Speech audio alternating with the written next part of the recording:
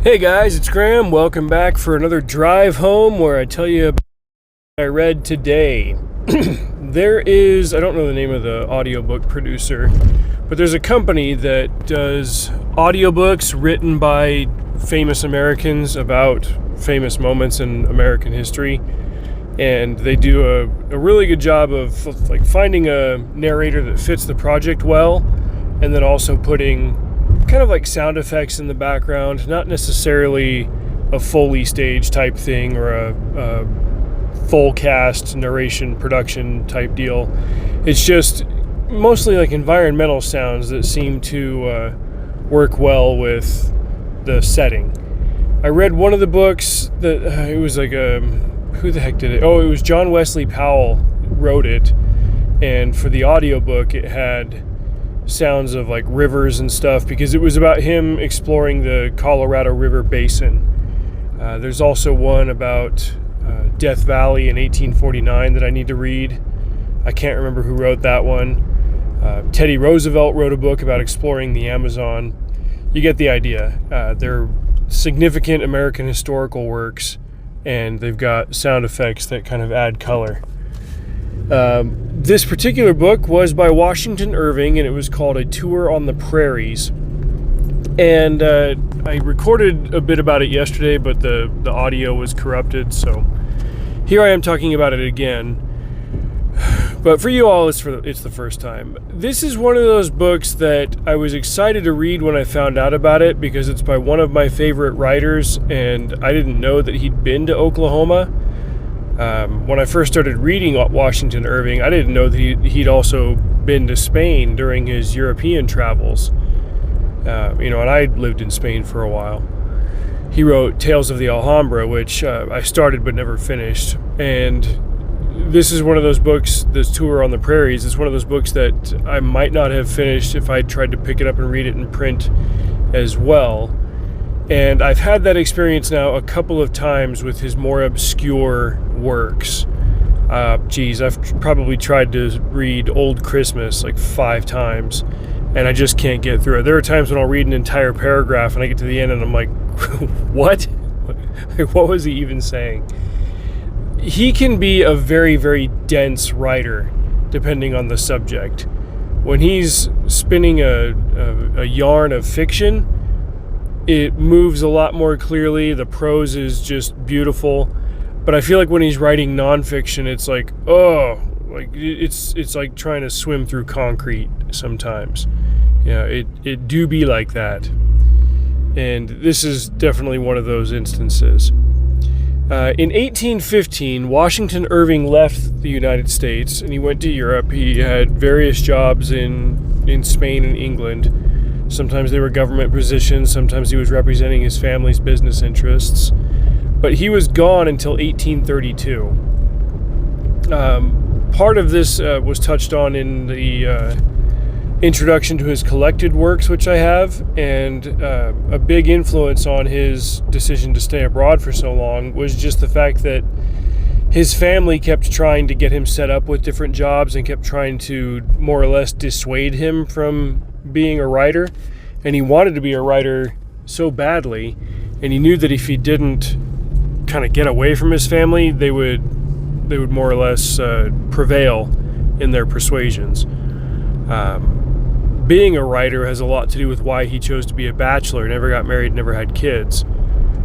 Just because, like, even when writing was hard, he knew that he would be miserable trying to do anything else. And he had sold fiction before, and then later he was a representative for his family's merchant business in Europe. When the family business went belly up, he said, well, now would be the time for me to do this thing that I love and make a living at it. And so he started touring around England and then writing stories about what he saw and what he observed from the perspective of an American. Now, he did this in a collection called The Sketchbook of Geoffrey Crayon Gent, which was also a compendium that contained the original Rip Van Winkle and Legend of Sleepy Hollow. So, this was a pseudonym that he had used before, writing from the perspective of this so-called Geoffrey Crayon character. But his prosaic travelogues, we'll call them, were how he ended up supporting himself. And when he came back to the States in the 1830s, it was once again an exciting time, especially because the Louisiana Purchase was new to him. It was one of those big historic moments. It effectively doubled the political borders of the United States. He said, well, why don't I kind of capitalize on my name and on my writing talents, and I'll go explore some of this frontier land here. And I'll go straight into the heart of Indian Territory, and I'll write about it, and that publication will earn me a few dollars. And so he did. A Tour on the Prairies, then, is his account of his time in what was then just called Indian Territory. I don't know what the exact borders of it were. I would have to find a book that talked about, well, I've got that book about how the states got their shapes. I would have to figure out, what the history was of each individual state in the Midwest and in the Southern Plains. But, basically it was the Louisiana Purchase, and then part of that was relegated to Indian Territory, and then in the late 1800s, those borders were shrunk even more to form the various states within them, chief among them being Oklahoma. But Indian Territory was where tribes that had been removed from the eastern side of the United States ultimately ended up, which is why out here you've got like a little bit of everything. You've got Cherokee, you've got Muskogee, you've got the Delawares, you've got the Seminoles, you've got like just about every major known and federally recognized Indian tribe has a presence out here in Oklahoma.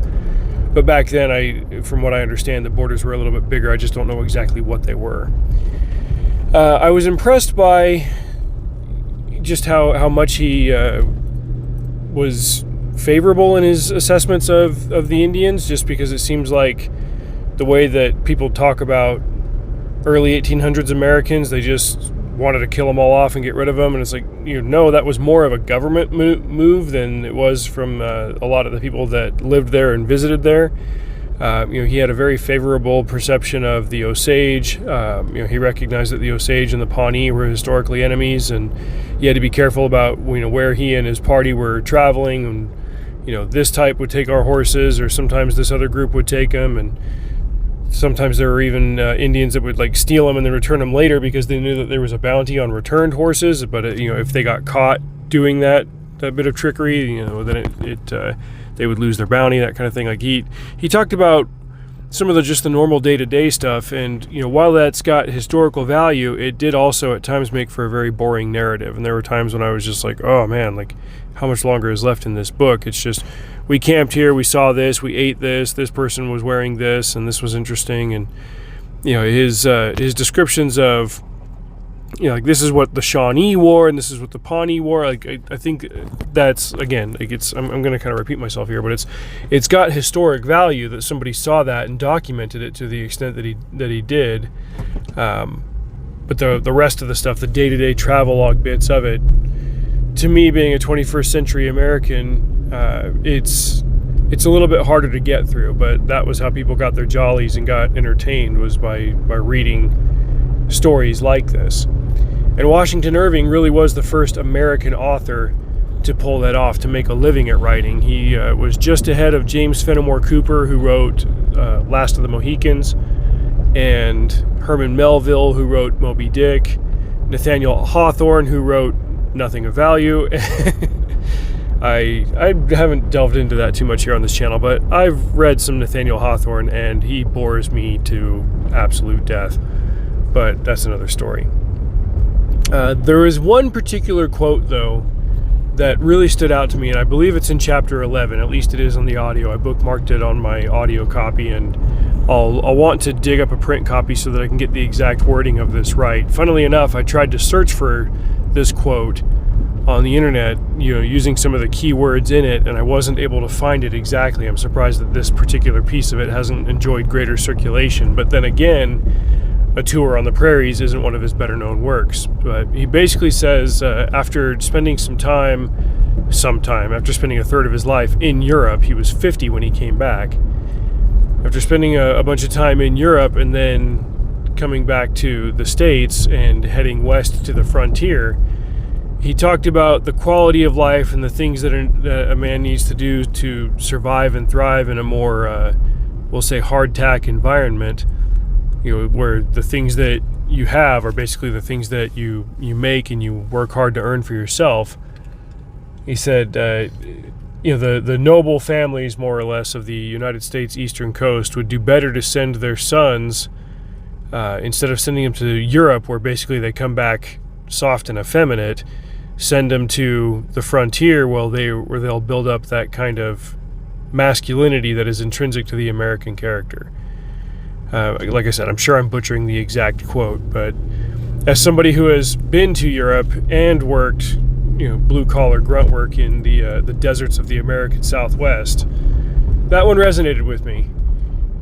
However, I will say that I'm grateful that I had both experiences, because they both shaped me well, and I have fond memories of them, and I tend to like who I am. That isn't to say that I won't try to make myself a little bit better. That's why I read, but I digress. Anyway, it was nice to check this one off the list. I'd give it 3 stars. It's got value, it's just boring, and sometimes historical texts are like that. Nevertheless, if you want to read what a man 190 years ago thought when he visited the very raw proto-Oklahoma Indian territory and saw the people who lived there, go check out A Tour on the Prairies by Washington Irving. Till next time, well, check the description below for relevant links to other places where I do reviews, and you can find my novels on Amazon. Drive safe. See you out there.